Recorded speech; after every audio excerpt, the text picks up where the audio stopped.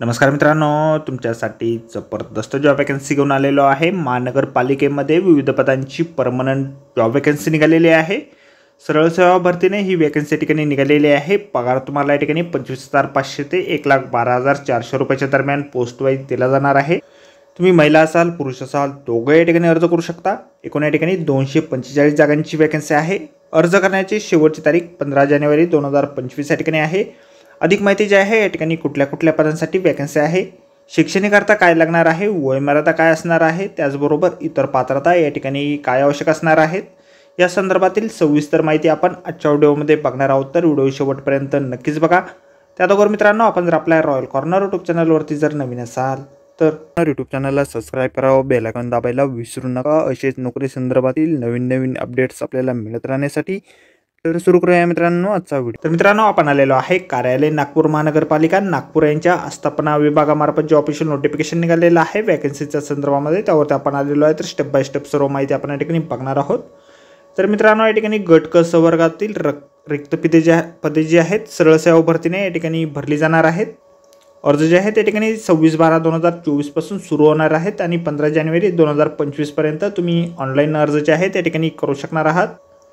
तर या ठिकाणी सगळ्यात पहिली जी वॅकन्सी आहे कनिष्ठ अभियंता स्थापत्य या पदासाठी निघालेली आहे। मान्यताप्राप्त विद्यापीठाची AICTE द्वारा मान्यताप्राप्त स्थापत्य अभियांत्रिकी शाखेतील किमान पदवी परीक्षा उत्तीर्ण असाल किंवा समकक्ष अर्थ तुमच्याकडे असेल तर या ठिकाणी या पदासाठी तुम्ही अर्ज करू शकता। त्यानंतर कनिष्ठ अभियंता विद्युत या पदासाठी पुढील वॅकन्सी आहे। या ठिकाणी देखील मान्यताप्राप्त विद्यापीठाची AICTC द्वारा मान्यताप्राप्त किमान विद्युत अभियांत्रिकी किंवा इलेक्ट्रॉनिक्स शाखेतील पदवी किंवा समकक्ष अर्थ तुमच्याकडे असेल तर या पदासाठी तुम्ही अर्ज करू शकता। त्यानंतर स्थापत्य अभियांत्रिकी यामधील सहाय्यक या पदासाठी वॅकन्सी आहे। मान्यताप्राप्त विद्यापीठाची AICTC द्वारा मान्यता किमान स्थापत्य अभियांत्रिकी शाखेची पदविका धारण केलेली तुम्ही असेल तर या पदासाठी तुम्ही अर्ज करू शकता। त्यानंतर नर्स परिचारिका GNM या पदासाठी पुढील वॅकन्सी आहेत। तुमचं जर या ठिकाणी 12वी उत्तीर्ण तुम्ही असाल आणि GNM अभ्यासक्रम तुम्ही उत्तीर्ण केलेला असेल, संबंधित सर्टिफिकेट असेल आणि नर्सिंग काउन्सिल ऑफ महाराष्ट्राचे रजिस्ट्रेशन तुमचं झालेलं असेल तर या ठिकाणी तुम्ही अर्ज करू शकता।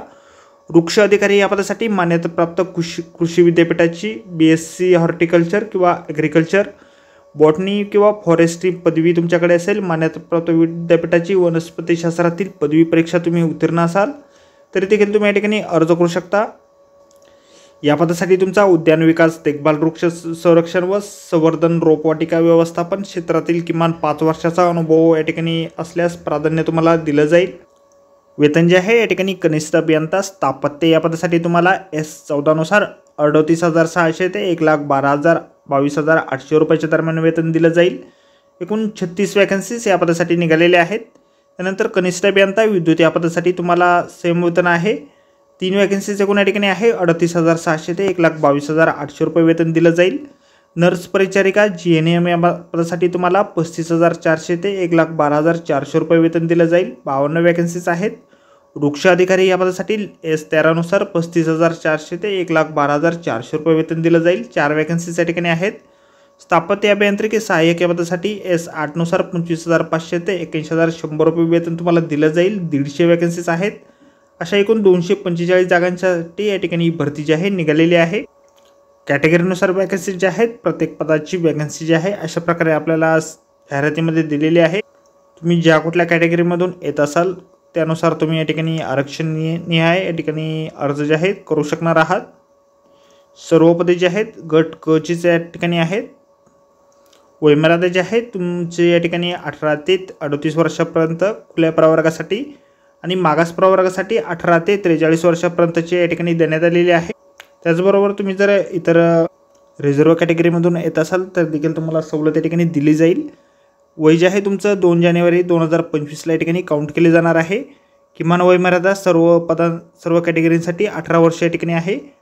ओपनसाठी 38 वर्षाची कमाल वयमर्यादा आहे। मागासवर्ग, आर्थिक दुर्बल घटक आणि अनाथ उमेदवारांसाठी 43 वर्षाची कमाल वयमर्यादा आहे।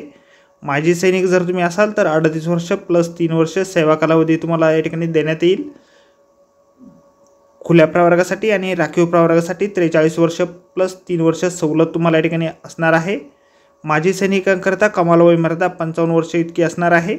दिव्यांग उमेदवारांना 45 वर्षाची कमाल वयोमर्यादा आहे. प्रावीण्यप्राप्त खेळाडूंना 43 वर्षाची कमाल वयोमर्यादा आहे. दिव्यांग व्यक्ती उमेदवार आणि प्रकल्प भूकंपग्रस्त उमेदवारांना 45 वर्षापर्यंतची सवलत या ठिकाणी आहे.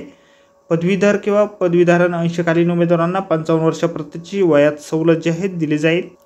निवड जी आहे कॉम्प्युटर बेस्ड टेस्टच्या माध्यमातून तुमच्या या ठिकाणी केली जाणार आहे. प्रत्येक पदासाठी तुम्हाला 200 मार्काची परीक्षा जी आहे या ठिकाणी घेतली जाणार आहे. त्यामध्ये तुम्हाला मराठी, इंग्रजी, बौद्धिक चाचणी, सामान्य ज्ञान आणि तांत्रिक विषयावरती प्रश्न जे आहेत त्या ठिकाणी विचारले जाणार आहेत. 12वीच्या बेसवरती तुमची परीक्षा जी आहे हार्ड लेवलची या ठिकाणी असणार आहे.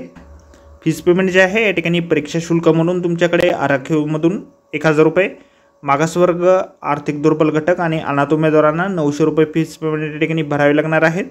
माजी सैनिक उमेदवारांसाठी परीक्षा शुल्क या ठिकाणी रद्द करण्यात आलेले आहेत. परीक्षा शुल्क जे आहेत आपल्याला ऑनलाईन पद्धतीने या ठिकाणी भरावे लागतील.